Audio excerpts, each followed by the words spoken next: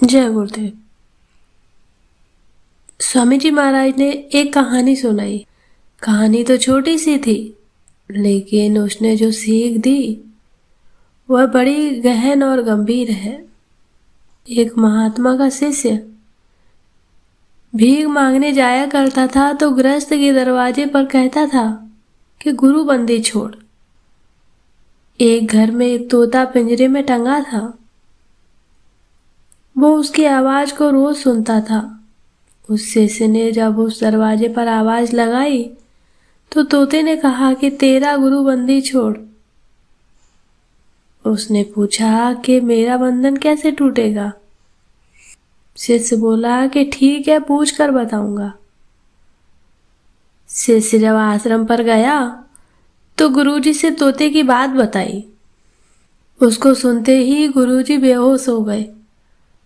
2-3 घंटे ऐसे ही पड़े रहे। आश्रम में हड़कंप मच गया कि गुरुजी को क्या हो गया, गुरुजी को क्या हो गया। 3 घंटे बाद गुरुजी उठकर बैठ गए। दूसरे दिन शिष्य जब मांगने गया तो उस तोते ने कहा कि तुम्हारे गुरु ने क्या कहा।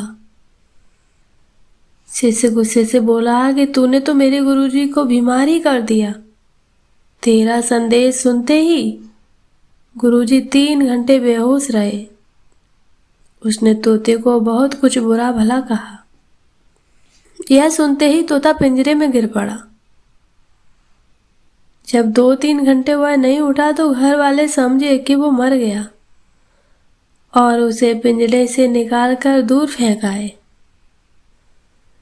दूसरे दिन जब शिष्य भीख मांगने चला तो उसको तोता रास्ते में मिला। उसने कहा कि अरे तू गुरुबंदी छोड़कर नारा लगाता है और मुझसे नाराज हो रहा था। तोता बोला, तेरे गुरुजी ने जो संदेश तुझको दिया तू उसको ना समझ सका। उन्हीं के कहे अनुसार मैंने किया और मैं आज आजाद हो गया।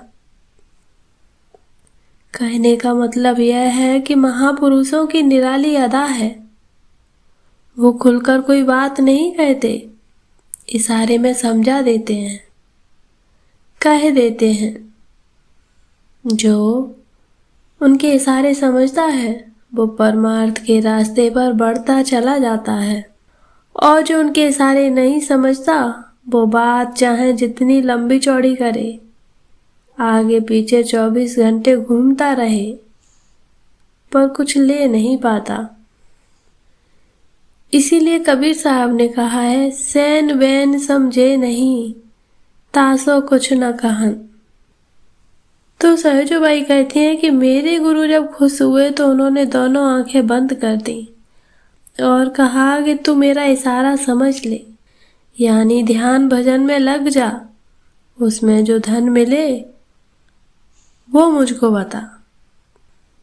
स्वामी जी महाराज भी बराबर कहते हैं कि तुम सोचते हो कि गाड़ी मोटर दे दूंगा, रुपए पैसे दे दूंगा और सामान दे दूंगा तो मुझे खुशी होगी। यह सब बातें तो छोड़कर जाना है।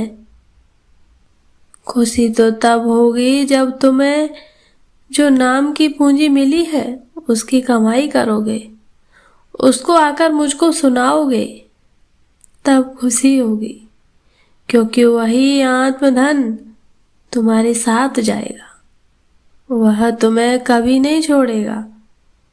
इतनी मेहनत मैं करवाता हूँ इसीलिए कि तुम्हारा ये मनुष्य शरीर सफल हो जाए, जिसमें तुम अपनी आत्मा के लिए कुछ कर लो। जय गुरुदेव।